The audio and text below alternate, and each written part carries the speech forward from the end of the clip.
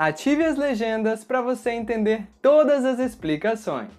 Bem-vindo a mais um vídeo do canal Vou Aprender Português. Meu nome é Diego Brian e eu sou professor de português para estrangeiros. A forma mais simples de se despedir de alguém em português é com a palavra tchau. Essa é realmente a palavra mais utilizada, que utilizamos em praticamente todas as situações. Você pode falar tchau para os seus amigos, para a sua família e até mesmo para o seu chefe. E uma pequena variação, se você quiser soar um pouco mais legal, um pouco mais divertido, é dizer a palavra tchau 2 vezes. Tchau, tchau! E falando sobre diversão, eu tenho uma excelente notícia para você. Recentemente, eu lancei o meu curso completo de português para iniciantes e eu fiz um vídeo aqui no canal explicando tudo sobre como o curso funciona. Se você não assistiu, você pode clicar no card que vai aparecer aqui em cima. Mas a boa notícia é que para os espectadores do canal, eu estou oferecendo um desconto de 15%. Basta clicar no primeiro link aqui embaixo na descrição desse vídeo e aplicar o cupom PTBR15 na página de checkout, para começar a aprender português com essa grande oferta. Mas corre, porque esse desconto vai só até o dia 30 de abril de 2024. Uma forma bem mais informal de se despedir é utilizando a palavra falou.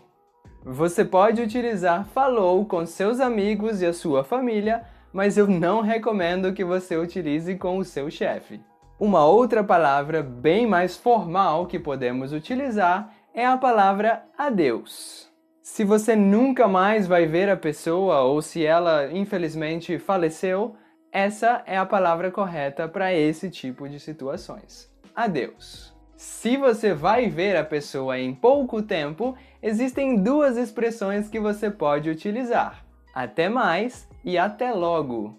Até mais é uma expressão para quando você não sabe exatamente quando você vai ver a pessoa, mas sabe que vai ser dentro de pouco tempo. Até logo é quando você vai ver a outra pessoa em muito pouco tempo, por exemplo, naquele mesmo dia, mas mais tarde. E por fim, quando você vai ver a pessoa em um outro dia, mais um dia específico, você pode utilizar a palavra até mais aquele dia específico. Por exemplo, se você vai ver a outra pessoa amanhã, você pode dizer até amanhã. Se você vai ver a pessoa na terça-feira, você pode dizer até terça-feira. Se você vai ver a outra pessoa na semana que vem, você pode dizer até semana que vem. E essa expressão também funciona com um horário específico.